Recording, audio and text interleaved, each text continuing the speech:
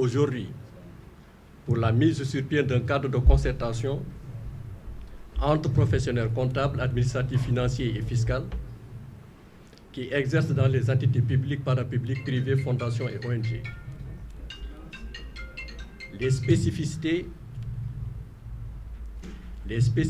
des différentes entités dans notre pays, le Sénégal, suffisent pour justifier la mise sur pied d'un cadre d'échange entre professionnels venant d'entités spécifiques et soucieux. Expert comptable, je suis le président de l'Ordre national des experts comptables et comptables agréés.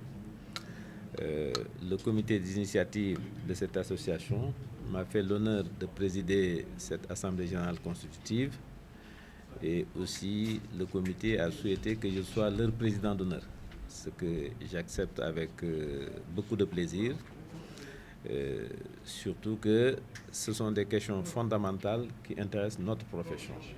Le développement de la profession comptable au Sénégal et dans le monde, et comme le disait tout à l'heure le représentant de la DGID, nous sommes garants de l'information financière fiable.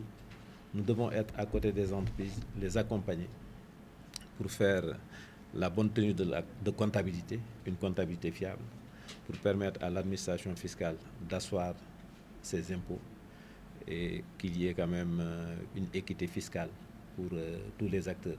Et tout à l'heure, je pense qu'il parlait du secteur informel par rapport à ce que ce secteur représente.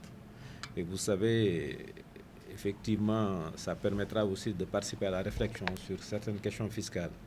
Aujourd'hui, la contribution globale unique qui est accordée à certaines entités, nous professionnels, nous savons qu'il y a des entités qui font des milliards de chiffres d'affaires, mais qui sont dans la contribution globale unique.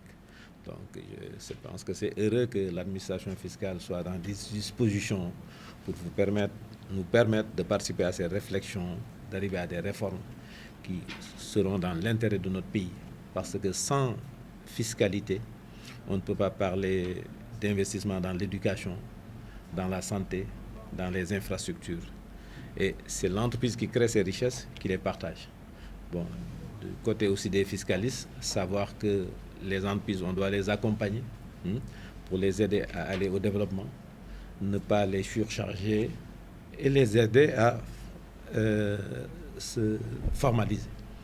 Donc je pense que c'est une bonne occasion de participer aussi avec vous et cette association qui pourra donner ses contributions sur le cadre normatif et dans le domaine comptable, dans le domaine fiscal, dans le domaine de l'audit, dans le domaine de la bonne gouvernance. Donc, vous, comptables, fiscalistes, économistes, financiers, vous êtes des acteurs clés du développement. Donc, je pense que c'est une association qui fera l'objet d'une bonne attention de la part des pouvoirs publics. Merci, Monsieur le Président. Vous avez en tout cas tout dit. Si vous pouvez faire un petit résumé en wolof. Monsieur le Président, comment comptez-vous faire à travers l'association en termes de sensibilisation et d'explication pour mieux vulgariser l'information? Oui, la sensibilisation dépendra de l'orientation qui sera arrêtée par ceux qui dirigent l'association. Le président, il est un président d'honneur. Donc, mais l'orientation stratégique sera définie par les cadres, les organes qui seront arrêtés par cette Assemblée générale. Mais nous serons là et porter la voix, effectivement, partout où nous serons présents. Nous pourrons porter cette voix et expliquer que cette association a son intérêt. Et je pense que cette association devrait aussi s'organiser pour faire des tournées de sensibilisation au niveau national, aller au niveau des centres fiscaux, rencontrer la Direction générale des impôts et domaines, que cette association soit bien connue, parce que nous avons des préoccupations par rapport à l'exercice illégal de la profession d'expert comptable. Et tant que cette profession n'est pas organisée à un certain niveau, nous assisterons toujours à l'exercice illégal. Vous savez, quand on parle de secteur de l'informel au niveau des entreprises, chez nous aussi, plus de 80% de la tenue de comptabilité est gérée par les informels. Et vous savez, la comptabilité, c'est à part de la comptabilité des entreprises qu'on arrête la comptabilité nationale, qui nous permet de définir des politiques publiques. C'est comme par exemple, je donne un exemple, un père de famille doit connaître ce qu'il a comme revenu pour pouvoir gérer sa famille. Mais si les informations qu'on lui donne au niveau de la maison, il donne par exemple 100 000 francs, madame, au lieu de s'occuper de l'éducation des enfants, de la santé, etc., elle a mis 100 000 francs dans un baptême ou autre, etc. Mais on lui présente des chiffres qui sont erronés. Mais ça sera difficile, c'est que l'éducation des enfants risque d'échouer, la santé des enfants, etc. Donc, la comptabilité est à la base pour permettre à l'État de pouvoir asseoir une bonne politique publique.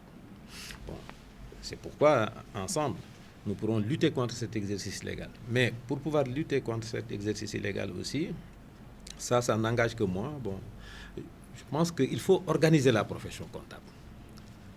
Il faut organiser la profession comptable. Actuellement, avec la Banque mondiale, nous avons un programme qu'on appelle le programme FASE pour faciliter l'employabilité des jeunes diplômés. Ils sortent des écoles, mais ils sont toujours dans la théorie. Mais au niveau des cabinets, on les forme dans la pratique comptable, on les donne, on les inculque qu'est-ce que c'est que l'éthique, la responsabilité.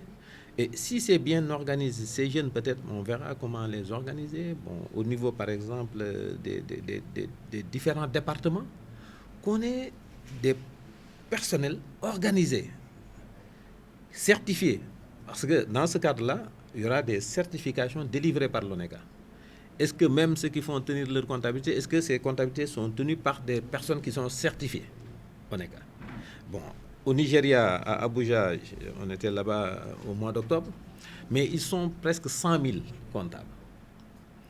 Nous, ici, au niveau de l'ordre, nous ne faisons pas 300. Comptables, agréés et experts comptables. Et ceux qui font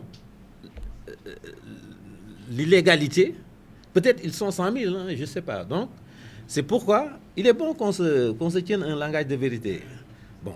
Parfois, on peut trouver, on le disait la dernière fois dans le cadre de la CENTIF, même au niveau, par exemple, de l'administration fiscale, on peut trouver des agents de l'administration fiscale qui font de la tenue de comptabilité pour leurs contribuables, qui préparent les états financiers pour eux. C'est pourquoi nous devons échanger entre nous, nous dire, voilà, l'objectif c'est quoi?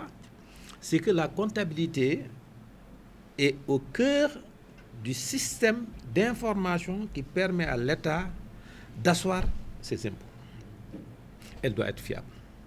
Elle doit être tenue par des personnes qui ont de l'éthique, qui ont le sens de responsabilité, qui sont conscients du fait que s'ils couvrent, par exemple, ceux qui font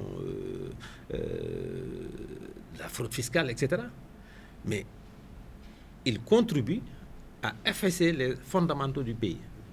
On ne peut pas être là pour dire on n'a pas d'hôpitaux, on n'a pas d'assainissement, on n'a pas de route, on n'a pas d'école. Parce que la grande majorité ne paye pas des impôts. Les statistiques récentes ont montré que le département de Mbacké est le département le plus peuplé. Il n'y a pas de centre fiscal dans le département de Mbacké. Il y a des problèmes, c'est que il faudrait qu'on accepte d'être ensemble, les fiscalistes, les comptables, les juristes, ceux qui sont dans le privé, ceux qui sont dans le public, et qu'ensemble aussi, qu'on puisse partager les formations. Au niveau de l'ONECA, il y a des formations. Ces formations sont ouvertes. Au niveau international, que ce soit l'IFAC, PAFA, etc., il y a des rencontres importantes. Par exemple, en février prochain, il y a une rencontre très importante sur la gestion de la comptabilité publique qui se tiendra à Alger. Mais parfois, ça se limite à l'ONECA, on n'informe pas la DGD ni les autres. C'est que maintenant, on se dit on doit informer tous ces acteurs et les inviter à participer. Ça nécessite aussi quand même des moyens. Il faut des moyens. Je pense que votre association va réfléchir sur ces questions, va aider pour qu'on arrive à lutter contre l'exercice illégal et que l'ONECA aussi soit ouvert et accepte de discuter pour voir dans quelle mesure, avec l'administration fiscale, on pourrait arriver à vraiment organiser notre profession.